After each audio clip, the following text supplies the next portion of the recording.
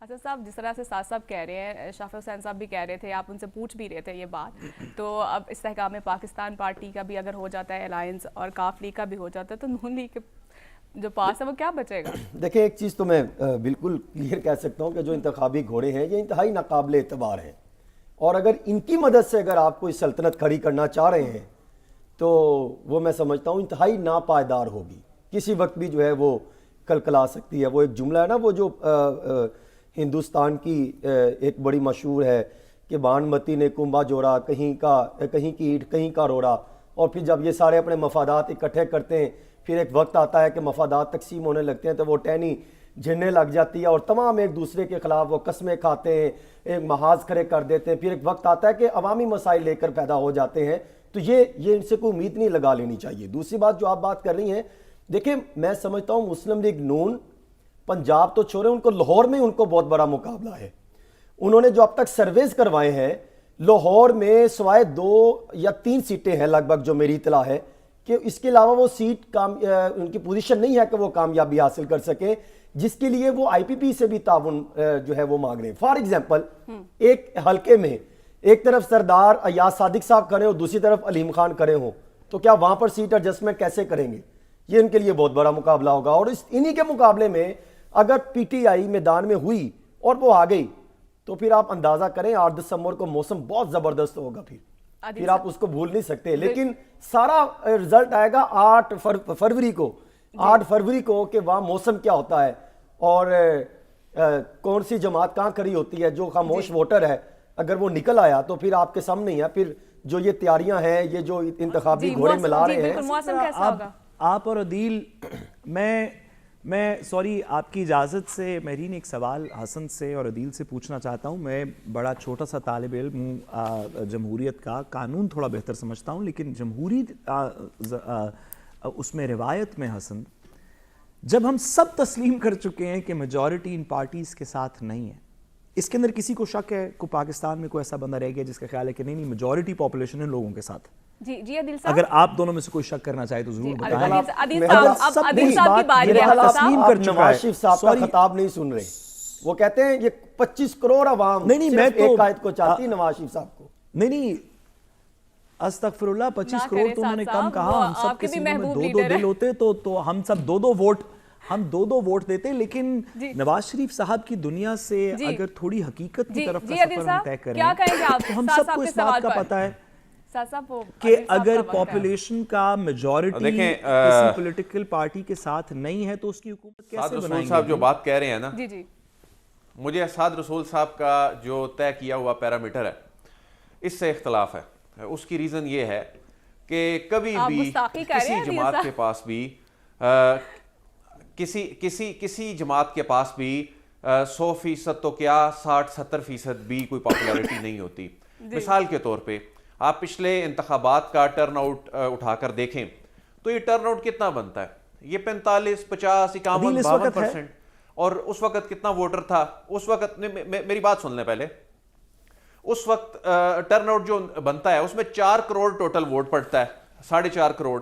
उस 4 करोड़ में से हुकूमत वो जमात बनाती है जिसके पास कुल मिला के कुछ 1 करोड़ 1.25 करोड़ वोटर होता है। तो ये तो कभी भी नहीं होता। यानी पाकिस्तान तहरीक इंसाफ की जो हुकूमत बनी थी, जिसे शायद साद साहब समझते हो कि वो बहुत बड़ी कोई मकबूल हुकूमत थी, तो उसके पास भी इतना 1.25 करोड़ वोट था। तो उस वक्त आबादी जो थी वो 20-22 करोड़ थी। तो उसमें से इतने वोट लेकर क्या वो पूरी जो कौम है उनको रिप्रेजेंट करते हैं? हमारा जो इलेक्टोरल सिस्टम है, देखिए इसे समझने की जरूरत है। अब होगा क्या? सपोज हम साद रसूल साहब की बात मान लेते हैं कि इन सियासी जमातों के साथ लोग नहीं हैं, तो फिर क्या होगा? फिर आगे कैसी हुकूमत बनेगी?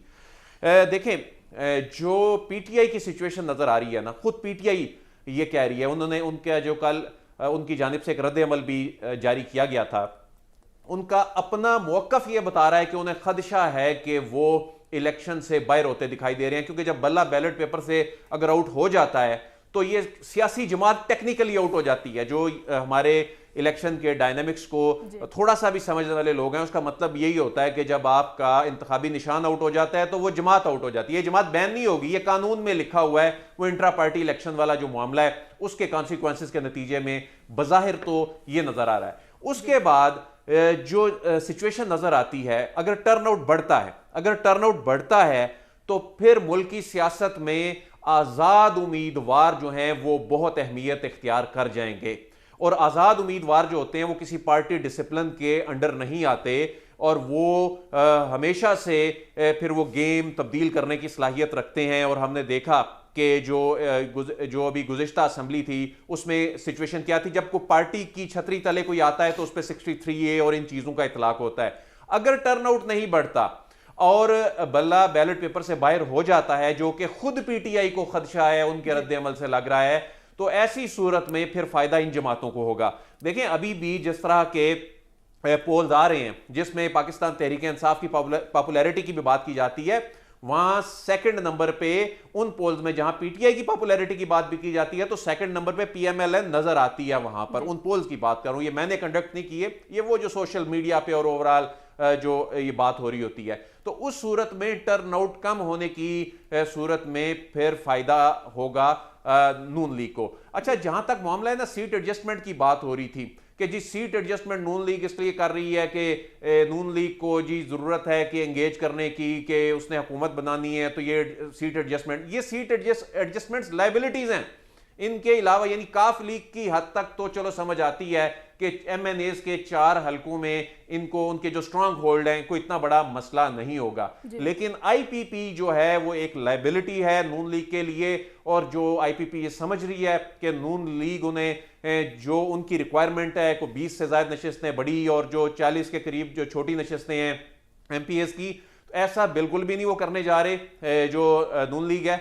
और उसमें अगर उन्होंने किसी को अकोमोडेट करना भी है तो उनकी प्रायोरिटी ये है कि आप नून लीग के टिकट से आए।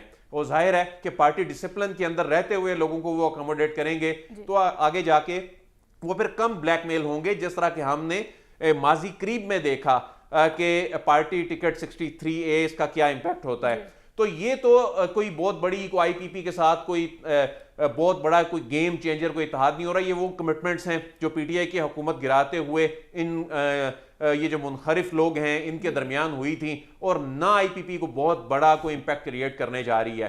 तो जहां तक मामला है कि लोगों के दिल किसके साथ धड़क रहे हैं, और ये मैंने आपको अगला मंजरनामा बता दिया कि टर्नआउट बढ़ने की सूरत में फिर आज़ाद लोग जो होंगे जीते हुए वो अहम किरदार अदा करेंगे।